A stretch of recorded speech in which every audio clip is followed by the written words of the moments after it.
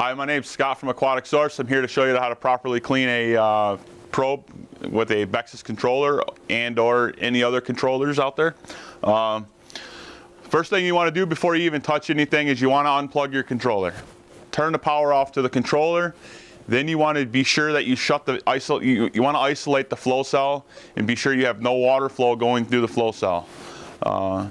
Once you confirm that the flow cell has no water or no pressure in it and your controller is turned off, you then want to disconnect your probes from your controller at the BNC connector. Disconnect the probe, and then the probe should be screwed in at the top of the flow cell like this. You're going to unthread the probe. Be careful that you don't bend the tip of the probe because you can fracture the eye of the probe, and at that point you'll need a new probe. So once the probe is out of the flow cell, I'll unscrew the cap just to kind of show you. You're going to have the eye of the probe right there.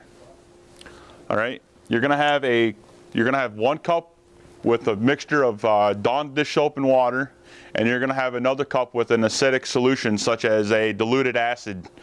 All right. And I'll tell you what we need the acid for after I explain what the importance of using a dish soap first. All right. So you're going to grab a soft bristle toothbrush, and once you dip your probe into the soapy water, swish it around a little bit, dip your toothbrush into the water, you're going to gently brush the eye of the probe. Once you've brushed the eye of the probe, you don't scrub it. You don't use the scrubbing pad on it because you do not want to scratch that probe. You scratch the eye of that probe, it's like looking through glasses that have a bunch of scratches in them, and the probe will not properly read the chemical in the water, and you will find a fluctuation in your chemicals. So once you've cleaned the probe with Dawn dish soap, you want to rinse the probe off. Once you rinse the probe off, you then want to dip it into the acid solution. Okay?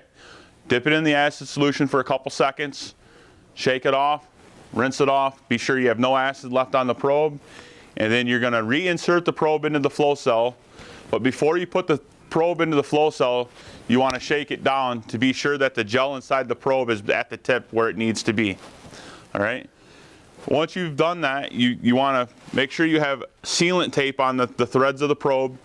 Reinsert the probe into the flow cell, reconnect your BNC connector, leave your controller off for approximately 1 to 2 hours, let the probe acclimate to the water and settle down. If you do not let the probe adjust to what's in the water, your controller will be all over the place, and you will find that you will overfeed or underfeed chemicals into the pool, and you will have nothing but issues. The importance of the soapy water is a degreaser. It takes the oils and the grease off the probe. Once you have done that, what's left on the probe is minerals. And that's what the acid does. The acid will actually remove the minerals off the eye of the probe. And it actually shocks the probe. Kind of brings it back to life a little bit for you. And then you rinse it off, you put it back on, wait a couple hours with your controller off, turn everything back on. Before you let anything to start feeding, you need to test your water and make sure your controller is properly calibrated. Thank you. This is Scott from Aquatic Source.